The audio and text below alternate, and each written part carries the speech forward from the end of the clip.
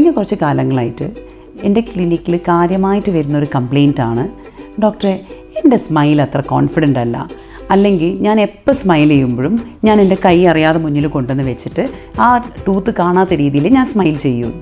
ഈ ടൂത്തിൻ്റെ കംപ്ലയിൻറ്റ് അത് ബേസിക്കലി ആ പല്ലിൻ്റെ ഷേപ്പ് കൊണ്ടാണോ, അതോ അതിൻ്റെ കളറാണോ, അതോ അതിൻ്റെ പൊസിഷനാണോ, അതോ ഈ പറയുന്ന അലൈൻമെൻറ്റ് അതിൻ്റെ ക്ലിയർ അല്ലാത്തതുകൊണ്ടാണോ നമുക്ക് ഈ കംപ്ലയിൻറ്റ് വരുന്ന നിലതാണ് നമ്മൾ ഫസ്റ്റ് ചെക്ക് ചെയ്യുക. ആ ഡയഗ്നോസിസിനനുസരിച്ചിട്ട് നമ്മളൊരു ട്രീറ്റ്മെൻറ്റ് പ്ലാൻ ഡ്രോ ചെയ്യും.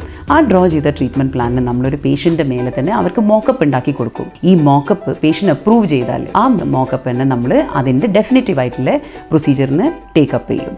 അങ്ങനെ ആവുന്ന സമയത്ത് പേഷ്യൻ്റ് ആക്ച്വലി അത് ചെയ്യുന്നതിൻ്റെ മുമ്പ് തന്നെ ഒരു പ്രാവശ്യം കാണുവാനും കണ്ടിട്ട് അതാണോ അവർ ഉദ്ദേശിക്കുന്നത് എന്നുള്ളത് ഫേമായിട്ട് തീരുമാനിച്ചതിന് ശേഷം മാത്രം ട്രീറ്റ്മെൻറ്റ് ചെയ്യാൻ പാടുള്ളൂ. ഡെഫിനറ്റ്ലി അത് പേഷ്യൻറ്റിനെ ഏറ്റവും സേഫ് ആയിട്ടുള്ള രീതിയിലും ഏറ്റവും കൺസർവേറ്റീവായിട്ട് ചെയ്യുന്നതാണ് ഏറ്റവും നല്ലത്.